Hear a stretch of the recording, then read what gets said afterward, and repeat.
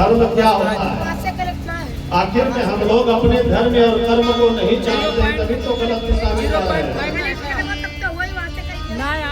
वेदों का ज्ञान देने के लिए देवर्षि नारद जी मैंने एक वेद के 4 खंड किए, ऋग्वेद, यजुर्वेद, सामवेद, अथर्ववेद, और उसके बाद 17 पुराण तक लिख दिए, लेकिन मेरे मन को शांति नहीं मिली। मैं तो लोगों को बताना चाहता हूँ, अगर आज हमें अपने वेदों के बारे में पता होता, अगर हम अपने वेदों के कहे अनुसार चलते, तो इस मानव जीवन का कल्याण हो जाता। अब आजकल आप लोग देखते होंगे कि सभी लोग सुबह उठ करके बरस लेते हैं, बरस में कोलगेट लगा करके और 4 दुआरी घूम घूम के जब तक बरस ना करी है तब तक उनके दिन की शुरुआत होता है। आप लोग देखे होंगे, क्या मानव जाति का यही संस्कार है? क्या हमारे वेद पुराण ही कहते हैं कि तुम बरस लेकर के और चौराहा तक करते हुए चले जाओ? हमारा वेद ऐसा नहीं कहता है, लेकिन वेद को हम जान नहीं पाए और लवेद को पहले समझ गए और लवेद के बताए हुए मार्ग पे फैशन पे हम चल रहे हैं। फैशन के कारण हम अपने भगवान को भूले जा रहे हैं। और एगो नया फैशन चलल बा है लड्डू गोपाल वाला। माता लोग वृंदावन धाम से तीर्थ से लड्डू गोपाल के लाई के घरे सेवा करत है, लेकिन अगर कहीं ब्याह शादी नात बात में जाते तो लोग ले जाते हैं। ऐसा कहा लिखा है कि जिस लड्डू गोपाल की प्रतिष्ठा कर दो, फिर प्रतिष्ठा से लोग उठा करके अन्य जगह पर ले जाया जा सकता है। अगर ले जा रहे हैं तो फिर उतना विधान करना पड़ेगा। लेकिन केहू भगवान के बढ़िया से बाबा का लड्डू गोपाल के कुछ मेहरारू लोग ला के अपने बेटों से बढ़ के सेवा करते हैं। और जितना लड्डू गोपाल के सेवा करत बाटे, उतना जो सेवा मेहरारू लोग अपने सास ससुर के करें, अपने माई दादा के करें, अपने खुद के औलाद के करें, तो जीवन सफल हो जाएगा। परिवार ही पूजा है। वेद कहता है कि जो अपने परिवार को बांध करके चलता है वही परिवार ही पूजा है। हम अपने परिवार में सबको प्रसन्न कर ले, सबको खुश कर ले, तो इससे बड़ा हमारे लिए पूजा कोई हो ही नहीं सकता। लेकिन हम फूल, अगरबत्ती, धूपबत्ती, नैवेद्य, भगवान की पूजा, इन सब में पड़े हुए हैं। भगवान कहते हैं कि सबसे पहले मेरे पास मत तुम आओ। अगर किसी को छत पर चढ़ना है तो छत पर चढ़ने के लिए सबसे पहले व्यक्ति सीढ़ी बनवाता है, तब वह छत पर चढ़ता है। उसी प्रकार से भगवान के पास तक पहुंचने के लिए धर्म कर्म नाम की सीढ़ी तुम्हें बनाना पड़ेगा। लेकिन धर्म और कर्म का सीढ़ी ना बना करके डायरेक्ट तुम भगवान के पास पहुंचना चाहते हो तो कैसे पहुंचोगे भैया? और भगवान के पास पहुंचने तक सीढ़ी क्या है पता है? घर पे आए हुए अतिथि, अतिथि देवो भव। आप लोगों ने कक्षा 5 से लेकर के जहां तक पढ़े होंगे, सुने होंगे। अतिथि अगर हमारे दरवाजे पर कोई आया है और इच्छा भर उसके अनुसार हमने उसका सेवा कर लिया, तो भगवान से मिलने का पहला काम आपका हो गया। अतिथि देवो भव, अतिथि का सेवा करो।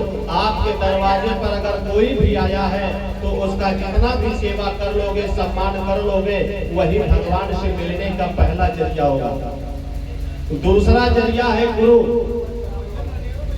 गुरुर् ब्रह्मा गुरुर्विष्णु गुरुर्देवो महेश्वर गुरुर् साक्षात पार ब्रह्म तस्मै श्री गुरुवे नमः।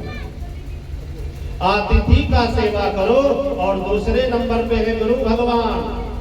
गुरु अगर दरवाजे पर आ जाए तो उनका जितना सेवा हो सके उतना उनका सेवा कर लो, आपके जीवन सफल हो जाएंगे। और तीसरे है माता पिता।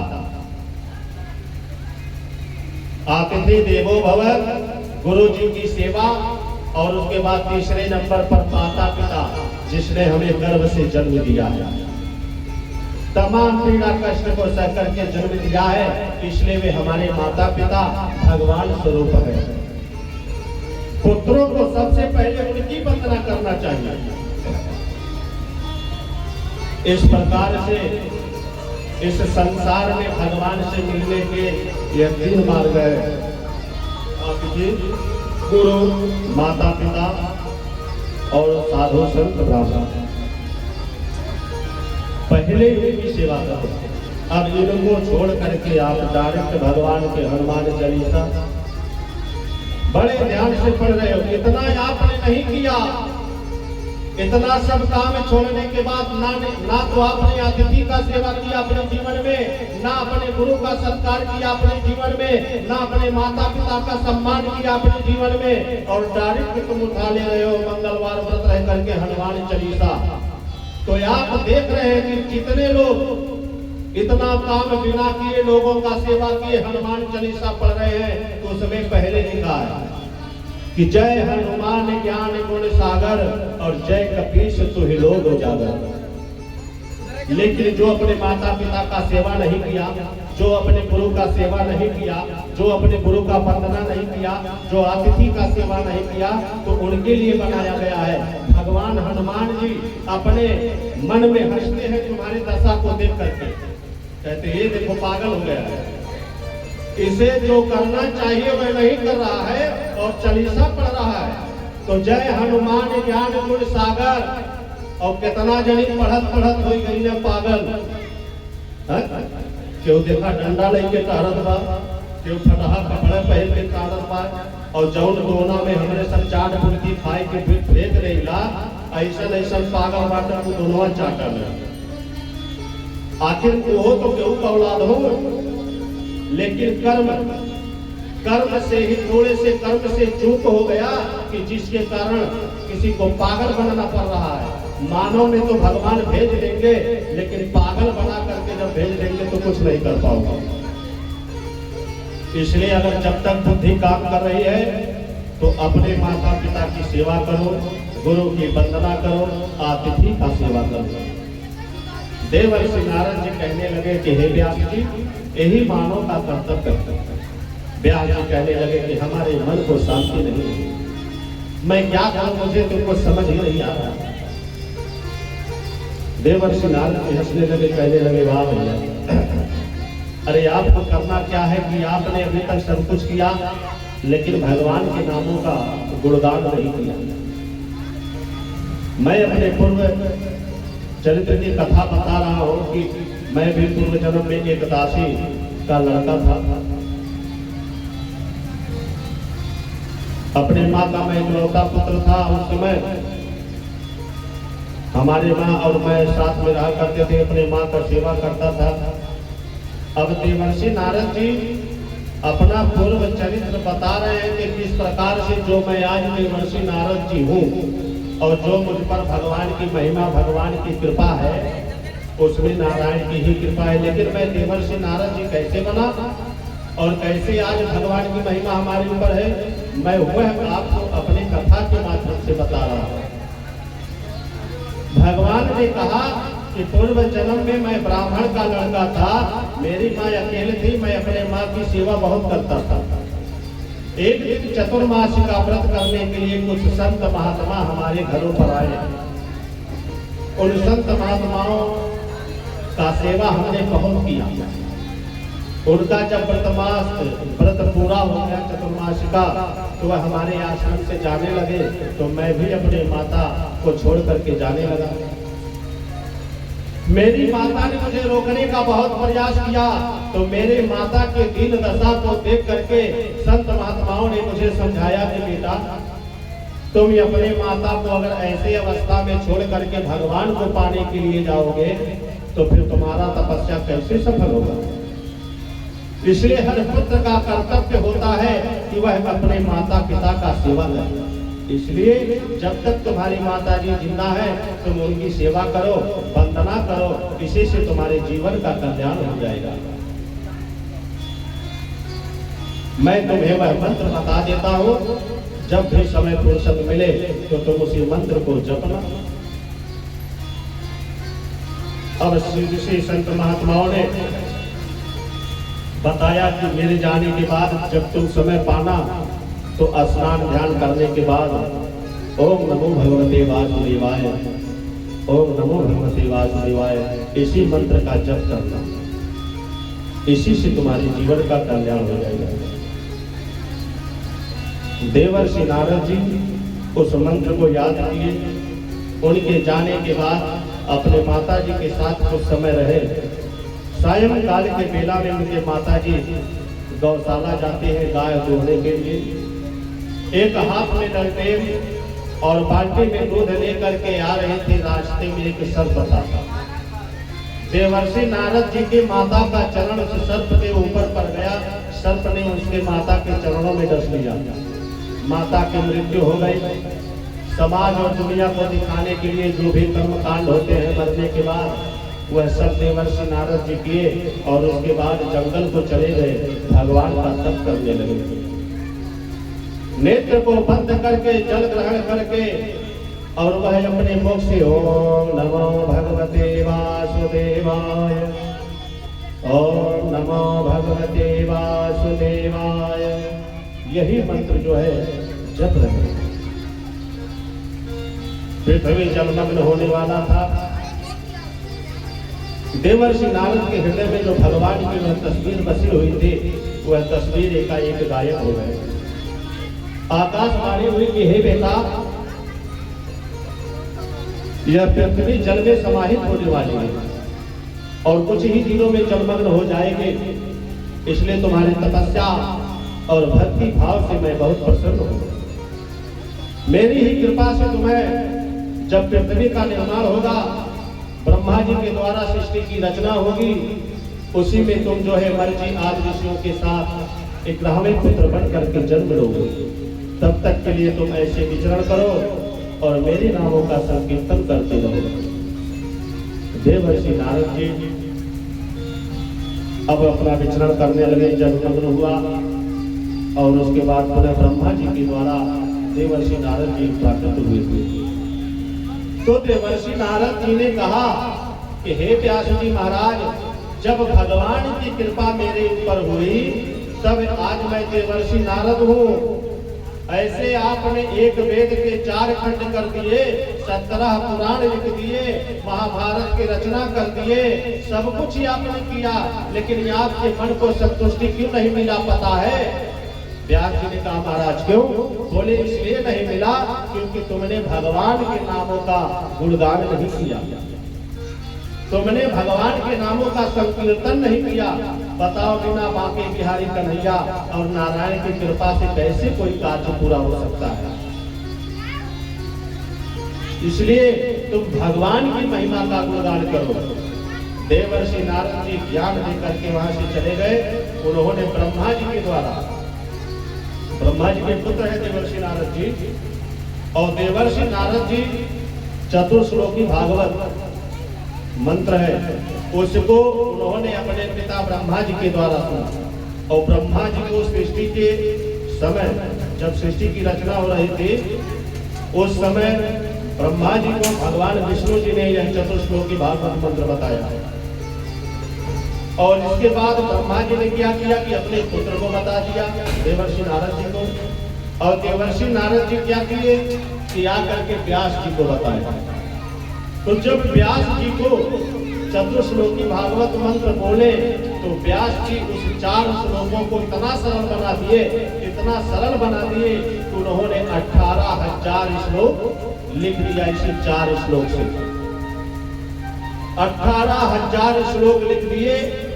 और उसके बाद जब अध्ययन किए तो व्यास जी को बहुत संतुष्टि मिला और कहने लगे वाह देवर्षि नारद जी, आज तो मैं आपको धन्य करता हूँ।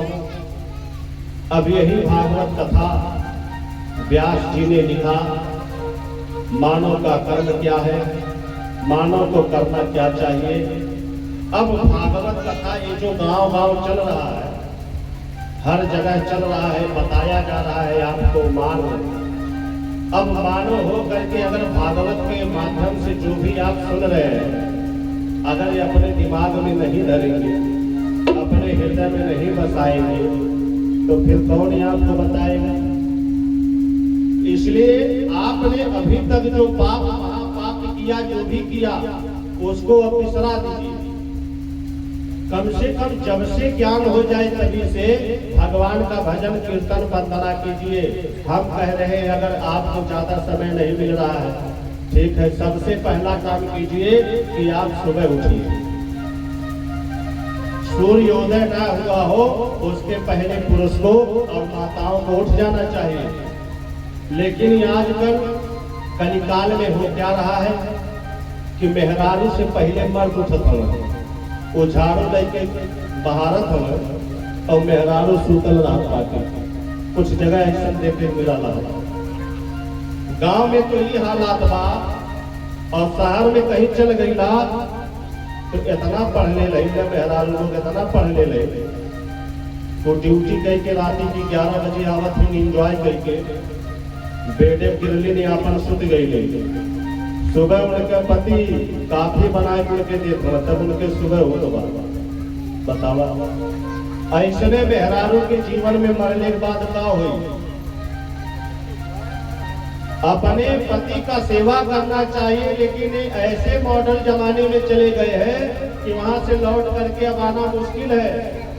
लेकिन जिसके घर में दरिद्रता बनी रहे, जिसके घर में 4 से 5 कमाने वाले हैं, फिर भी सह बरकत नहीं हो रहा है, उसके घर में कुछ न कुछ कमी है। या तो माताओं में कमी है या तो पुरुषों में कमी है। कमी क्या होता है? हम सुबह स्नान हमें करना चाहिए। सबसे पहला काम, स्नान करने के बाद 1 लोटा जल सूर्य भगवान को देना चाहिए, क्योंकि वह हमें रोशनी दे रहे हैं। सूर्य भगवान को जल देने के बाद अपने इष्ट देवता, अपने कुल देवता की वंदना अर्चना करें। जो भी घर में फोटो तस्वीर लगाए हैं, मंदिर है, उनका वंदना पूजा अर्चना करें। उसके बाद तब जलपान और तब अपना हर कार्य कीजिए। और माताओं को चाहिए कि सुबह 4 बजे उठे। ये नहीं कि जब शरीर पर घाम लगे तब उठे। ऐसे औरत जिस घर में होती है कि सूर्योदय होने के बाद उठती है, उसका मर्द जीवन भर कमाते कमाते मर जाएगा, लेकिन कुछ तरक्की नहीं हो पाएगा। क्योंकि औरत ही एक ऐसी शक्ति है कि अगर वह चाहेगी तो झोपड़ी को महल बना सकती है, और अगर वह चाहेगी तो महल से झोपड़ी बना सकती है। इसलिए माताओं का धर्म कर्तव्य है सुबह 4 बजे उठ करके झाड़ू पोछा लगा करके, घर का सफाई करके, स्नान ध्यान करके, सूर्य भगवान को जल दे, देवी देवताओं की वंदना करे, अपने आंगन में तुलसी जी का पेड़ लगा करके जल दे करके परिक्रमा करे, सास ससुर के चरण के स्पर्श करे, माता पिता का ध्यान करे, गुरु का वंदना करे, तब अपने जीवन की शुरुआत करे। लेकिन हो क्या रहा है कि पुरुष लोग बात सुबह उठत हमें बतूनियों नहीं करत हमें, अपन झाड़ू पोछा लगावत हो, मेहरारू सूतल है। अब जौने घर में मर्द झाड़ू पोछा लगाई है और मेहरारू सूतल नहीं है 8 बजे ले, बतावा वो घर में कैसे लक्ष्मी माता आई है? लक्ष्मी माता ही दरवाजे पे आई के जब देखलिन कि पुरुष घर के झाड़ू लगावत बा और मेहरारू सूतत बाटे, तो ही से तुरंत गोड़ दबाए के बस चल दे। और हम पुरुष हो करके क्या कर रहे हैं? सुबह का हमारा काम है भैंस 10-15 टीजी आवल गल है। अब भैंस के सुबह उठल गल, चारा पानी दिहल गल, घास बांधल गल, जौन कुछ बनल लाल खायल पियल गल, या स्नान नाय भैल, भैंस बोल देला अपन चरावे चल गईला। भैंस चला के 2:30-3 बजे अइला, फिर खूंटा पे बांध देला, हौदी के साफ करके सानी भूसा चलाए के भैंस के सेवम लगा देला, भैंस खाती है, फिर अइला अपन जो नाश्ता पानी रहल खैला, सुत गईला। तो एक सुबह से बतावा मनई के घर में जन्म पाई कि का कैला। सुबह ही भैंस खोल देला, भैंस चरत बाटे अपन चलावत है, शाम के फिर भैंस बांध देला। फिर तो दिन रात आप क्या किए? केवल भैंस का सेवा किए। परिवार जन का सेवा किए, लेकिन क्या मानव हो करके आप एक बार सोचे कि सुबह से लेकर के शाम तक क्या एक भी बार आपके मुंह से भगवान का नाम निकला? नहीं निकला ना। तो बताओ, जिस मानव शरीर से अगर भगवान का नाम नहीं निकलता है तो उस मानव शरीर का क्या होगा?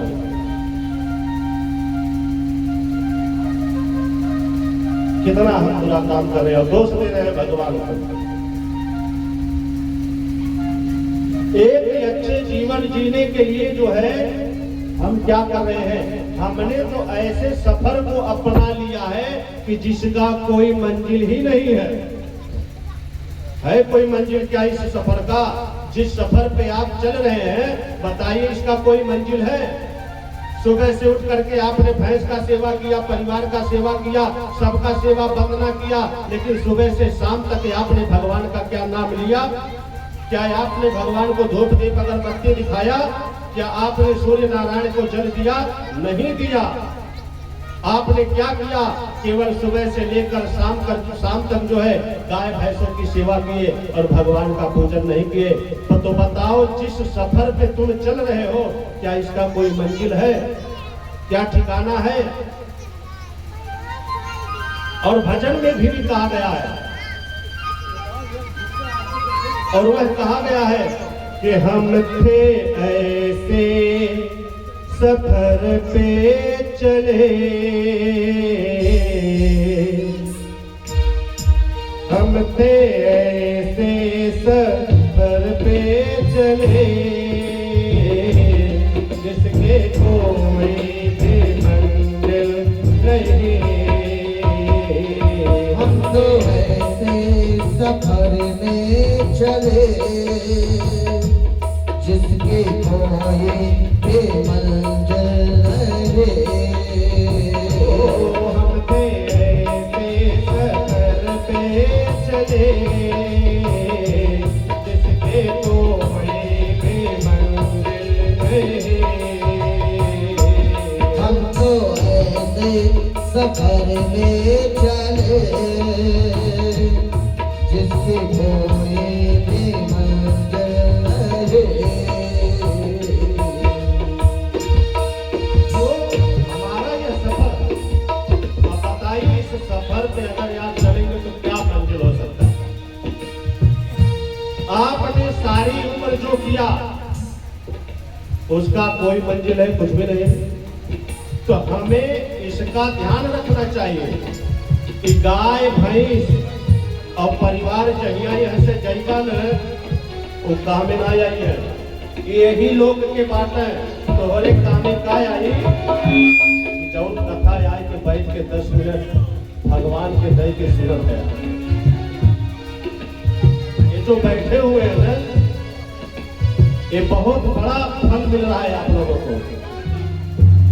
तो ऐसा मत कीजिए कि पछताने के सिवा कुछ ना रहे। एक अच्छे जीवन जीने के लिए जैसे आप जीवन भर भटकते हैं, जीवन भर तलाश कर रहे हैं कि हमें एक अच्छा जीवन मिले, तो अच्छा जीवन पाने के लिए अच्छा कर्म करना पड़ता है भैया। तो ऐसा ना कीजिए। तो भागवत महापुराण हम अगर सुन रहे हैं तो हमें भागवत कथा से जो कुछ मिल रहा है उसे श्रवण करना है। आप लोग विचार कीजिए कि भागवत कथा क्यों सुना जाता है? भागवत कथा क्यों सुना जाता है बताइए। जीवन भर हमने दान पुण्य नहीं किया, चलिए ठीक है, जो भी हमारे पास था हमने किया। भागवत कथा इसलिए सुना जाता है कि 8 दिन तक हम यज्ञ कर रहे हैं और यज्ञ के माध्यम से दान करेंगे दिल खोल करके। अरे आपने तो पूरा जीवन केवल कंजूसी किया, कहीं दान पुण्य नहीं किया, लेकिन तुमने विचार किया और तुम्हारे हृदय में नारायण ने विचार दिया कि हम यज्ञ करेंगे। और अगर यज्ञ करने के बाद भी तुम्हारे अंदर काम आया तुम्हारे अंदर लोभ आ गया कि भागवत महापुराण पे का करे खातिर 100 रुपया चढ़ाई। अरे भगवान के दिहल बा। अरे कितना जनी कहे ना कि भगवान थोड़ों में खुश होना, ढेरों में खुश होना। अब जब वो कहे कि भगवान थोड़े में खुश हो जाने, ढेरों में खुश हो जाने, तो भगवान हमने तुम्हें बनाए के भेजले हो। इहो जान लिया कि भगवान की हो पता बा कि हम के ढेर दिल बाटी के कम दिल है।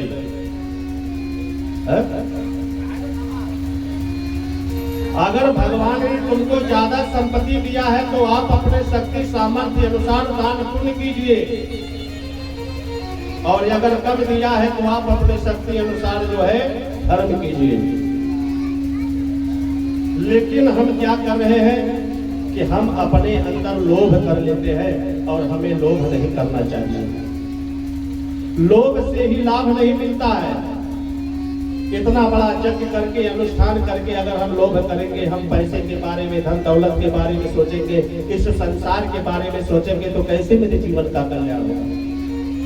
हमने यज्ञ इसलिए किया है क्योंकि मुझे संसार से विरक्त होकर के, जितने दिन तक हमारे यहाँ कथा चल रहा है, उतने दिन तक संसार से विरक्त होकर के मैं यहाँ बैठ करके केवल भगवान में ध्यान लगाऊंगा, और भगवान ने हमको जो कुछ भी दिया है वह मैं साधु संत ब्राह्मण प्रजाजन सबका जो है लुटाऊंगा और सबको दान करूंगा।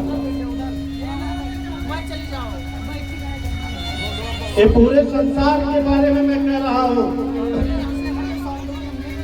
उस कथा, उस यज्ञ अनुष्ठान को करने से क्या फायदा है अगर कंजूसी हमारे मन में भरा रहे।